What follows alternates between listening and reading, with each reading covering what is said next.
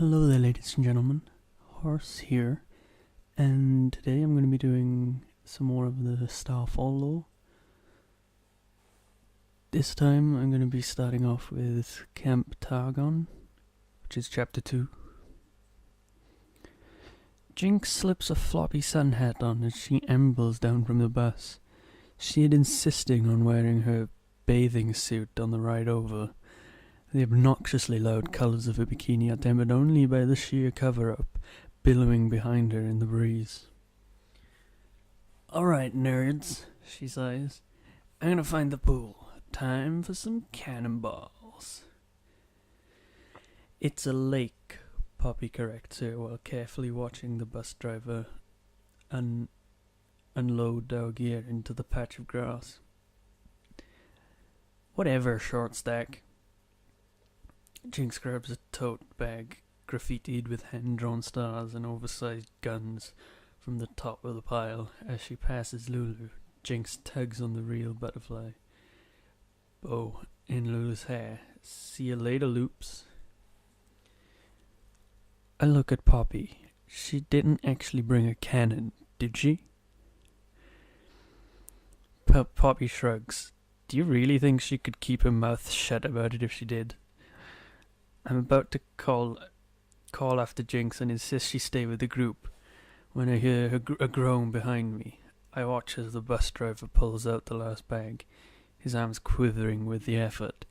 The blue duffel is nearly as big as Poppy. She watches him carefully, her foot tapping out an impatient rhythm in the dry grass. He sets the duffel down with a loud grunt. "What have you got in there, kid? Rocks?" "Nope." Poppy reaches over and snatches up the handles of the duffel, swinging it over her shoulder with ease.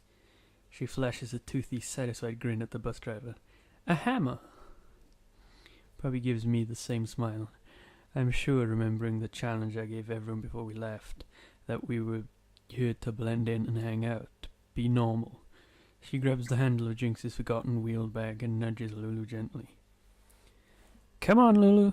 Our campsite isn't going to set itself up," she says cheerfully. Lulu nods, humming a song only she knows the melody to. She flutters from wildflower to pinecone to pebble, marvelling at every treasure the camp has to offer, while Poppy maintains a dutiful march down the trail. The bus starts to back up again, and then pulls onto the road. I watch until it disappears behind an outcropping of rocks and trees. "No turning back now, huh, Jenna?" All I can hear is the breeze through the pines. I spin around slowly. The last of the other stragglers from the bus are already halfway down the trail to the camp. The bus drop-off point is empty. "Jenna?" I finally find Jenna standing on the rounded top of a granite boulder that's sunk deep in dirt. She's gotten her back to me. Her hands are wrapped around her arms, and the curls of her lavender hair are bouncing in the invisible breeze. "Jenna!" I drop my backpack on a clump of grass and clamber up to stand next to her. Down in the little valley below us, I can see the bustle of her campers and teams setting up. Between the trees, there's the glittery sparkle of Lake Lunari. My bet is that Jinx has already launched us off in there. I feel a smile cross my face, as I wonder if she's realized that it's fed by snowmelt. But Jan is not looking at any of that. She's so tall, I shade my eyes from the sun and look up for a few minutes, straining to see what she sees. It's another piercingly blue summer sky, empty save for the craggy face of Mount Targon and a few white clouds. My elbow brushes her arm as I shift my position. Jana looks over, surprised.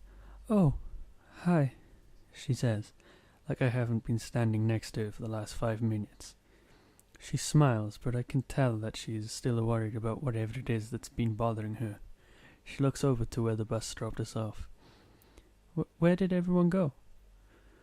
"Wow," I shake my head. "You really are somewhere else, huh?" I look back at the purplish grey outline of Mount Targon framed by a dark fringe of pine. There's still snow on the peak this late in the summer. Jenna rubs her hands over her bare shoulders and sucks in a breath as if she were suddenly chilled. It's not even a little cold. The clear sky and sun overhead make me wish for the first time that I had followed Jinx's advice and just worn a swimsuit and shorts. I fan my face with our camp registration. "We should get going," Jenna says, her long legs stepping down easily from the boulder as if walking on air. She looks back at me as I fumble down the rock. Her smile fades as she glances back up at the sky. "There's a storm coming."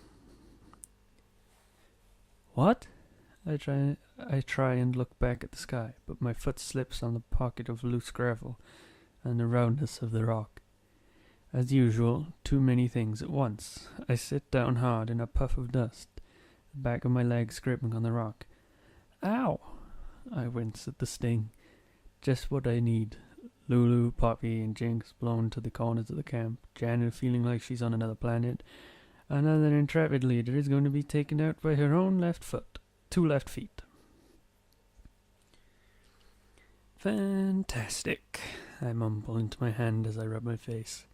A cool breeze catches the damp hair at the back of my neck. I look up at Jana, offering a healing hand.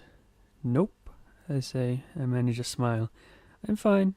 Remember, no powers while we're here." Jana shrugs. "Better be careful then. We've only got one leader," she says. She looks at me, and I am sure she can hear all doubt rattling around in my head. She turns back to the trail as I stand up. "Let's hurry," she calls over her shoulder. "We'd all be lost without you." I let out the breath I've been holding in. That's what I'm afraid of. That's chapter 2. I'm feeling really tired at the moment, so I'll do chapter 3 onwards in the next video. I'm hoping to maybe do the rest of it all in one go if I feel like it. I don't know how long that'll take, but hopefully I can pull that off. And maybe then I can sort out my microphones. Oh well. I'll see you all next time. That's it from me, and good night.